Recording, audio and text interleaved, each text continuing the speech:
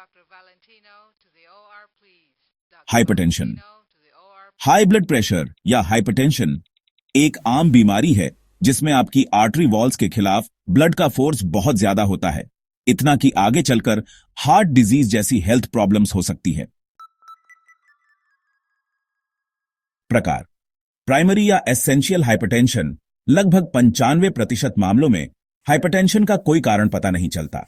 इसे primary hypertension कहते हैं और यह आमतौर पर 20 से 55 साल की उम्र के बीच होता है। Secondary hypertension.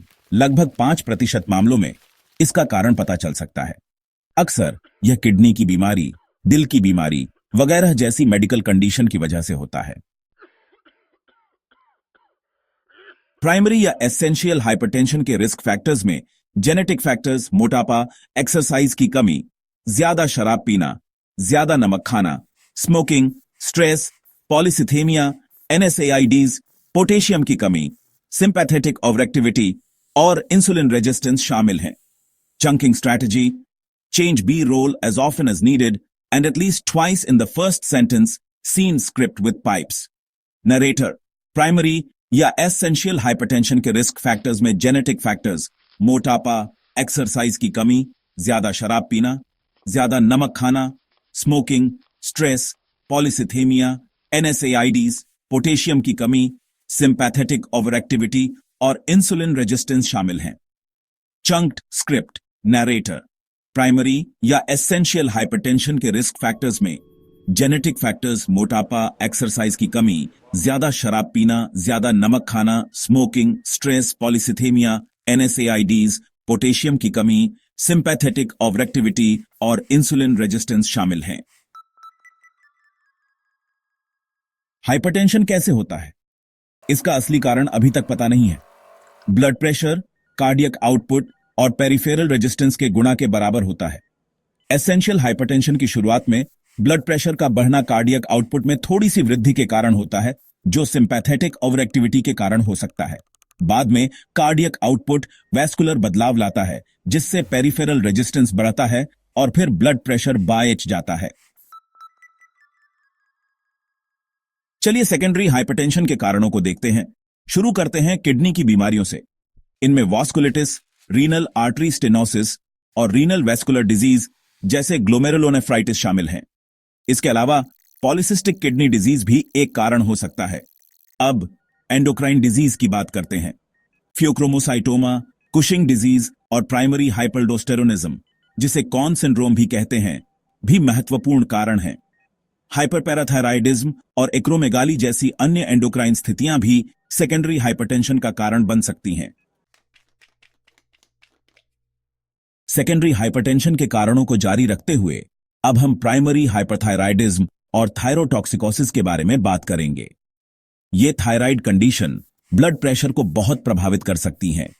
इसके अलावा कंजेनिटल एड्रेनल हाइपरप्लासिया और एंजाइम की कमी, जिसे 11 बीटा हाइड्रोक्सीस्टेरॉयड डिहाइड्रोजनेज कहते हैं, भी ध्यान देने योग्य महत्वपूर्ण कारक हैं।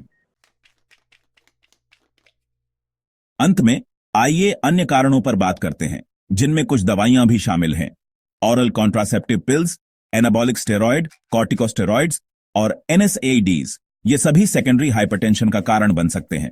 सिंपैथोमिमेटिक एजेंट्स एक और श्रेणी है जिसके बारे में पता होना चाहिए। इसके अलावा महाधमनी का संकुचन जैसी संरचनात्मक समस्याएं और गर्भावस्था जैसी शारीरिक स्थितियां भी ब्लड प्रेशर बढ़ा सकती हैं। हाइपरटेंशन को अक्सर साइलेंट किलर कहा जाता है क्योंकि इसके लक्षण दिखाई नहीं देते।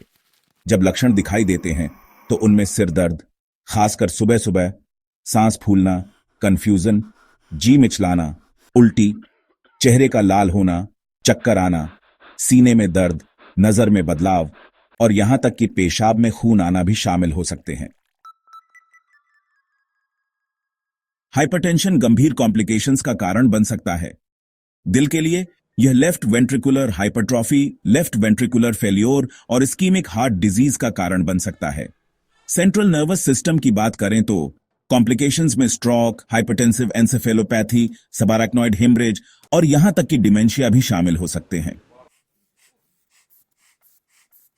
जांच के दौरान एक सामान्य निरीक्षण से शुरुआत करें। संबंधित बीमारियों के सबूत देखें, जैसे कि गोल चेहरा और ट्रंकल ओबेसिटी, जो कुशिंग सिंड्रोम का संकेत हो सकता है। ऊपरी और निचले एक्सट्रेमिटीज के मस्कुलर डेवलपमेंट पर ध्यान दें, क्योंकि यह महाधमनी के संकुचन का सुझाव दे सकता है। इसके अलावा एक्रोमेगाली के संकेतों पर भी ध्यान दें।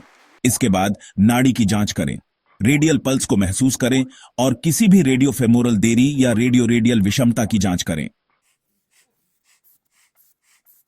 जांच। Blood pressure.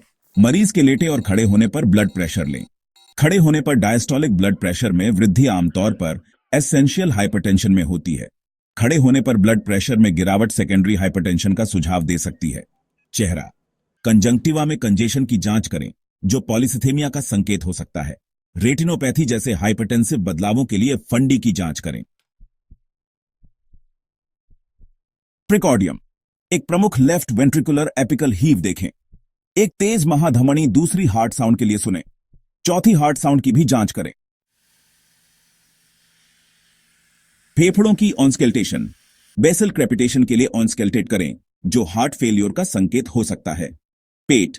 रीनल या एड्रेनल मास, जैसे कि पॉलिसिस्टिक किडनी डिजीज या एड्रेनल ट्यूमर के लिए पैल्पेट करें। रीनल ब्रूट के लिए ऑनस्केल्टेट करें। अन्य संकेत। अगर 30 साल की उम्र से पहले हाइपरटेंशन हो जाता है, तो महाधमनी के संकुचन की जांच के लिए निचले एक्सट्रेमिटीज का ब्लड प्रेशर लें। जांच। प्रोटीनूरिया और हेमाटूरिया के लिए यूरिन एनालिसिस। पॉलीसिथेमिया की जांच के लिए हेमेटोक्रिट।